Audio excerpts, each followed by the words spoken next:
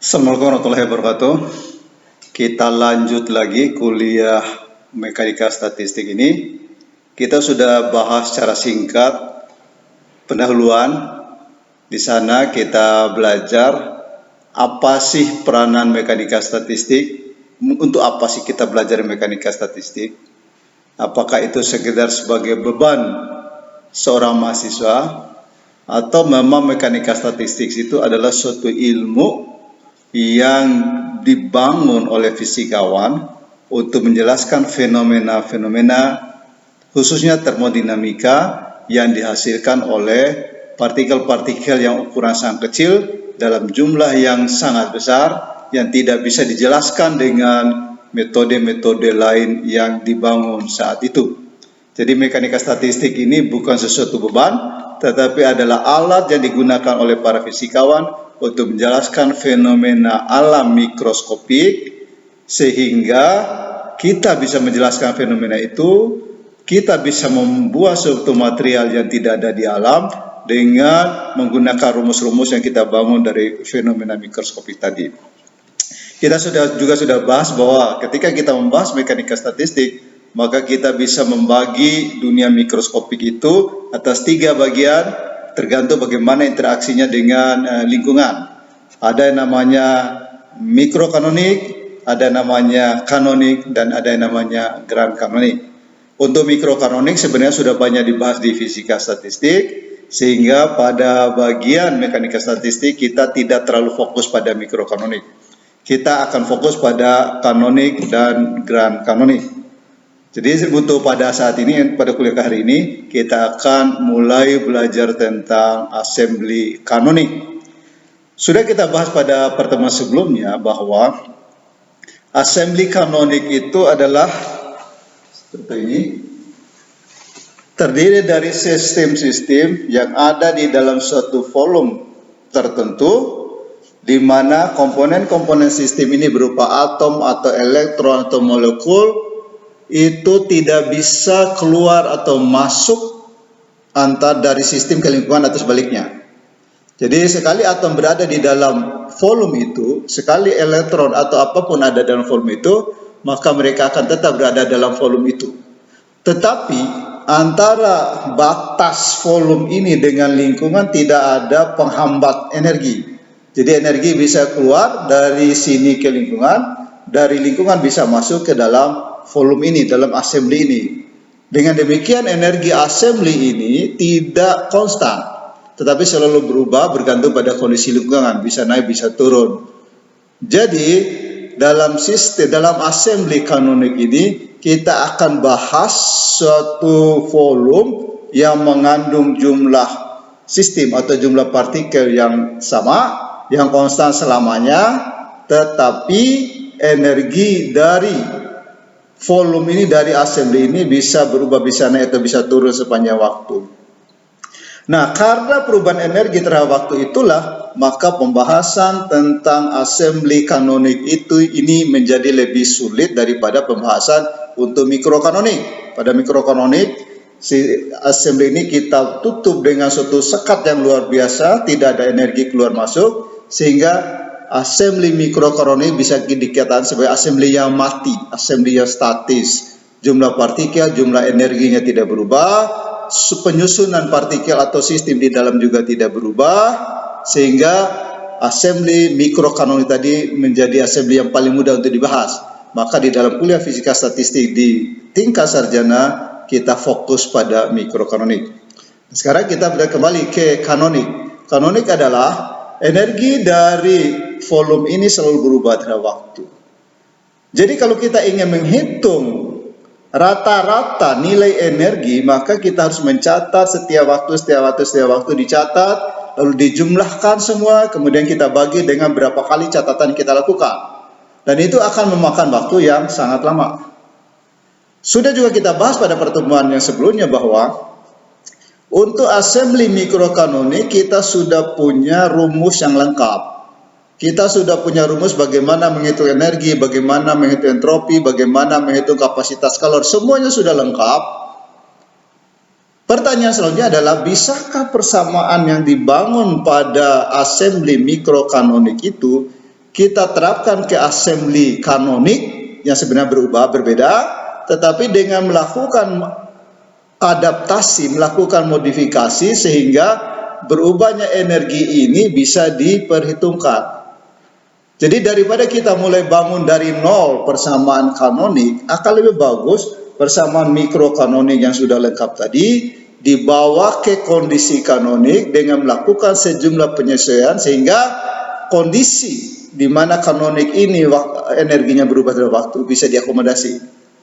Dan salah satu strategi yang luar biasa dari para ahli saya itu adalah mengenalkan namanya konsep ensemble. Jadi kita akan bahas, kita tidak lagi melihat assembly kanonik itu sebagai satu satuan, tapi kita melihat suatu ensemble, suatu ruangan besar di mana satu ruangan itu berisi assembly.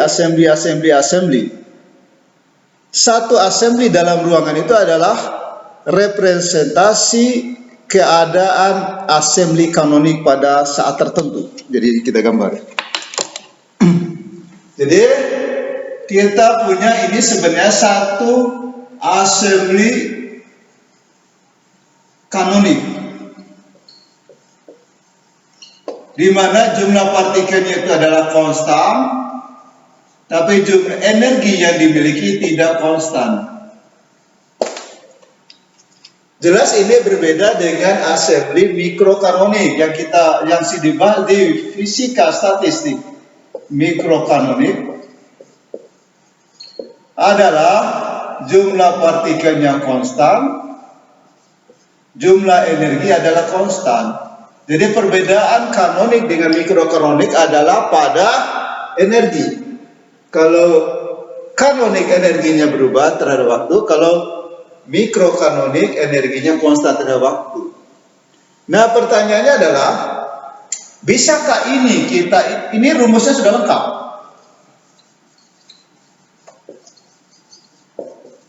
Baik energi, entropi, kemudian entalpi, lalu energi bebas Helmholtz, energi bebas Gibbs, lalu kapasitas kalor, semuanya sudah lengkap, bisa kita hitung, sudah diturunkan. Jadi perumusan yang sudah lengkap ini bisa tidak kita pakai ke sini dengan sejumlah modifikasi untuk memperhitungkan kebergantungan energi yang berubah terhadap waktu tadi. Nah, modifikasi inilah yang harus kita cari sehingga kita tidak mulai dari nol, tidak dari nol lagi, dan ini membutuhkan effort yang luar biasa. Jadi bagaimana caranya sesuatu yang terbatas ini dibawa ke kasus lebih umum dengan sejumlah modifikasi. Nah, dari situlah muncul ide yang namanya ensemble. Jadi para ahli mengenalkan konsep ensemble. Ensemble itu virtual, tidak ada ensemble, yang ada adalah assembly. Nah, apa itu ensemble? Ensemble itu adalah suatu dihayalkan suatu ruangan besar. Satu ruangan ini isinya adalah assembly. Sedangkan assembly sendiri yang kita bahas, assembly itu adalah suatu ruangan yang isinya adalah partikel. Jadi assembly kita bahas yang kita punya itu adalah partikel. Nah, ini isinya partikel semua, ini assembly isinya partikel semua. Tapi kita gunakan ide ensemble, ini virtual. Nggak ada ensemble. Ensemble itu isinya assembly, isinya adalah assembly, dan seterusnya. Jadi isinya banyak sekali assembly. Pertanyaannya, assembly apakah yang ada dalam ensemble? Nah, di dalam ensemble ini, assembly ini adalah ini kanonik. Dia punya energi bisa E1, E2, E3, dan terus sampai N yang sangat besar. Itu adalah energi-energi yang bisa dimiliki oleh assembly kanonik ini. Assembly kanonik bisa punya energi macam-macam. Nah, setiap kondisi, setiap assembly kanonik ini memiliki satu nilai energi, maka itu dicatat di dalam ensemble. Kemudian kanonik ini punya energi lain dicatat dalam ensemble. Jadi ensemble seolah-olah catatan dari kondisi-kondisi yang dimiliki oleh assembly. Pada saat dia memiliki energi lain, kita catat di dalam ensemble. Jadi ensemble ini isinya adalah assembly kanonik yang berada pada energi yang berbeda-beda. Jadi misalnya assembly kanonik kita itu punya 10 kemungkinan energi, terus sedikit ya, 100 kemungkinan energi, maka jumlah assembly di dalam ensemble ini ada 100. Semuanya terwakili. Kalau energi assembly kanonik ini punya 1 juta kemungkinan energi, maka jumlah elemen dalam ensemble ini ada 1 juta. Satu elemen adalah kondisi kanonik pada energi tertentu. Jadi akhirnya kita dapatkan ensemble yang isinya assembly yang sesuai dengan jumlah keadaan yang dimiliki oleh kanonik. Nah, karena satu keadaan ini, misalnya ini adalah N-nya konstan dan energinya itu adalah energi 1000, ini energinya tidak lagi berubah, karena perubahan energi sudah diwakili oleh assembly lain dalam ensemble. Jadi tiap assembly dalam ensemble punya energi yang konstan. Ini energi 99, N-nya konstan. Energi konstan ini di dalam ensemble ini, karena dia hanya mengcopy kondisi kanonik pada energi tertentu. Nah, karena tiap assembly dalam ensemble punya energi jumlah partikel konstan, energi konstan, maka tiap ensemble ini adalah kondisi mikrokanonik. Jadi sekarang satu assembly kanonik kita sudah copy keadaan-keadaannya, semua kemungkinan kita copy, lalu dari hasil itu kita rangkum dalam ensemble kanonik. Nah, karena satu assembly dalam ensemble itu energinya sudah tertentu, jumlah partikel sudah tertentu, maka satu assembly dalam ensemble itu adalah assembly mikrokanonik. Jadi karena assembly mikrokanonik, maka tiap assembly dalam ensemble bisa kita jelaskan dengan persamaan mikrokanonik.